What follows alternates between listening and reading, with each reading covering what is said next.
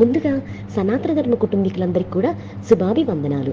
ఈ రోజు నేను మీతో చర్చించాలనుకుంటున్న అంశం వారాహి నవరాత్రులు ఎలా ఆచరిస్తారు? అసలు వారాహి నవరాత్రుల విశిష్టత ఏంటో ఈరోజు మనం తెలుసుకుందాం. శరన్నవరాత్రులు మాత్రమే కాదు, ఏడాదిలో మరో 2 తెలుగు నెలల్లో అమ్మవారికి నవరాత్రులు విశేషంగా నిర్వహిస్తూ ఉంటారు. అవి మాఘ గుప్త నవరాత్రులు, ఆషాఢంలో వచ్చే వారాహి నవరాత్రులు. వాటి గురించి, అమ్మవారి యొక్క విశిష్టత గురించి తెలుసుకుందాం. ఆషాఢ మాసంలో పాడ్యమి నుంచి నవమి వరకు 9 రోజుల పాటు వారాహి నవరాత్రులు జరుపుకుంటారు.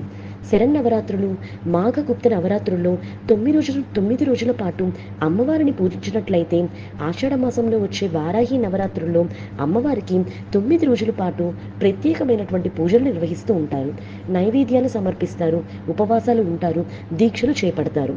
ఈ ఏడాది వారాహి నవరాత్రులు జూలై 6 నుంచి జూలై 15 వరకు వచ్చాయి. అసలు వారాహి నవరాత్రులు ఎలా చేసుకోవాలో కూడా మనం తెలుసుకుందాం. ముందుగా వారాహి అమ్మవారి ఫోటోని తీసుకొచ్చి దేవుడు మందిరంలో పెట్టుకోవచ్చు. లేదంటే విడిగా పీట వేసి అమ్మవారి యొక్క చిత్రపటాన్ని అక్కడ ఉంచి కూడా పూజలు చేయొచ్చు. పూజా మందిరాన్ని శుభ్రం చేసి అమ్మవారి యొక్క ఫోటోను పెట్టుకోవాలి. మొదటి రోజు చిత్రపటాన్ని ఎక్కడ ఆహ్వానం పలుకుతారో నవరాత్రులు పూర్తయ్యే వరకు కూడా ఆ పటాన్ని అక్కడే ఉంచాలి, మార్చకూడదు.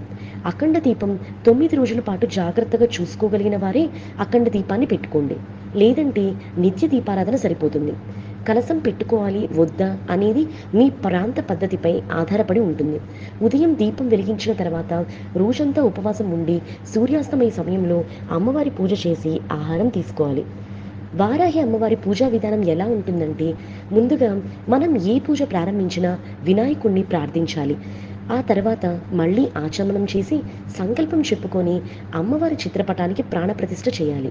ఆ తర్వాత షోడశోపచారాలతో పూజని ఆరంభించాలి. ఆ తర్వాత అంగపూజ, వారాహి స్తుతి చదువుకోవాలి.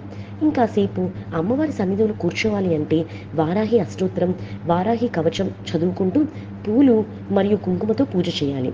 లలిత అమ్మవారి ప్రజ్ఞ నుంచి వచ్చినటువంటి వారాహి అమ్మవారి దగ్గర లలిత సహస్రనామాలు కూడా చదువుకోవచ్చు. షోడశోపచార పూజ అంటే మొత్తం 16 ఉపచారాలు. అవి ఇప్పుడు మనం తెలుసుకుందాం. ఆవాహనం అనగా దైవాన్ని ఆహ్వానించాలి. ఆసమనం అంటే ఆసనం చూపించాలి, అనగా అక్షతలు సమర్పించాలి. పాద్యం, పాదాల ప్రక్షణకు నీళ్లు సమర్పిస్తారు. ఆర్ఘ్యం, చేతులు కడుక్కోవడానికి నీళ్లు చల్లుతారు. ఆచమనీయం, దాహం తీర్చుకునేందుకు నీళ్లనివ్వాలి. స్నానం, అభిషేకం చేయాలి. వస్త్రం, దుస్తులు లేదా అక్షతలు, పూలు సమర్పించాలి. యజ్ఞోపవీతం అనగా అక్షతలు సమర్పిస్తారు. గంధం అనగా గంధంతో అలంకరించాలి. పుష్పం అనగా పూలతో అర్చించాలి. ధూపం, అగరత్తులు వెలిగించాలి. దీపం, వెలుగుతున్న దీపాన్ని భగవంతునికి చూపించి నమస్కరించాలి. నైవేద్యం, పండ్లు, పానకం మొదలగు వంటలు నైవేద్యంగా పెట్టాలి. తాంబూలం, ఆకు, వక్క, తాంబూలం ఇవ్వాలి. నమస్కారం అనగా సాష్టాంగ నమస్కారం చేయాలి. ప్రదక్షిణ, ఆత్మ ప్రదక్షిణ నమస్కారం చేయాలి. వారాహి అమ్మవారికి ఎన్ని నైవేద్యాలు సమర్పించినా బెల్లం, పానకాన్ని తప్పనిసరిగా నివేదించాలి. ఇక అమ్మవారికి వస్త్రం పేరుతో సమర్పించిన చీరను మీరు కట్టుకోవచ్చు. లేదా ఏదైనా ముత్తైదువును పిలిచి అమ్మవారి స్వయంభూ రూపంగా భావించి వారికి పసుపు కుంకుమతో సహా ఆ వస్త్రాన్ని ఇవ్వచ్చు. పూజ అనంతరం ధూపం వేయడం అత్యంత ప్రధానం.